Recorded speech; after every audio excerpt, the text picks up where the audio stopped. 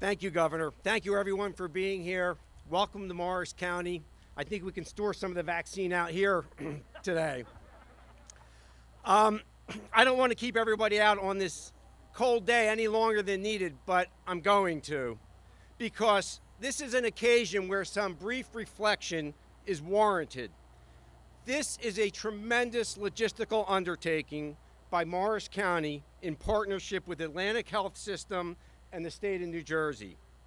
Our Department of Law and Public Safety, along with the Offices of Public Health and Emergency Management, have worked tirelessly through the holiday season with Atlantic Health to identify and transform this empty retail space into a large-scale, safe, secure, regional vaccination facility.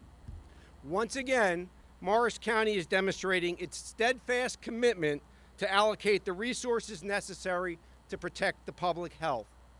We anticipate being able to inoculate 2,400 souls daily at this facility as soon as we're provided with the sufficient vaccine to do so.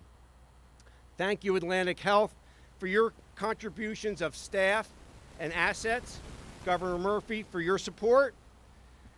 And everyone in our Department of Law and Public Safety, including our offices of Public Health and Emergency Management, the National Guard, our sheriff and his officers, and the healthcare workers and volunteers that have made this possible.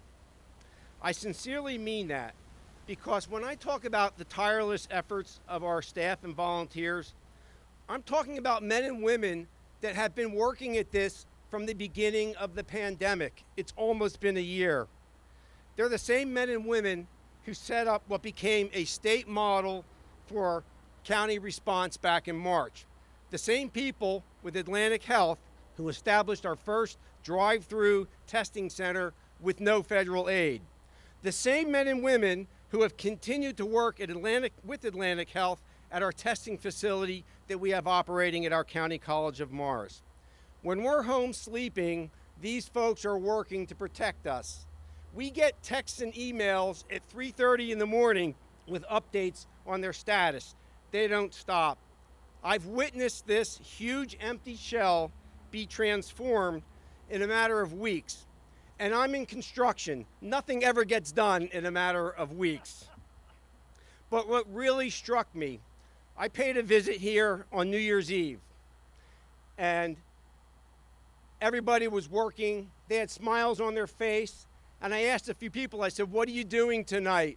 And they said, "We're going to be right here, sir. We're not done yet." And they didn't stop there.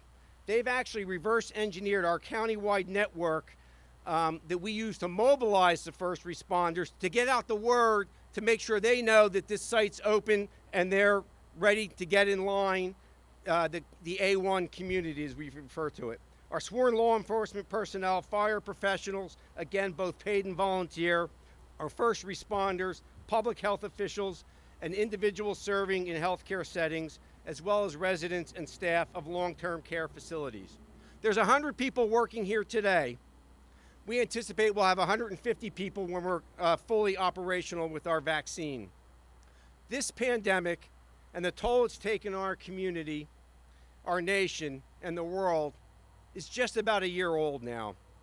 I know what we're doing here today is the first step in putting this nightmare in our rear view mirror and will help to open the road to getting our lives back to some semblance of normalcy.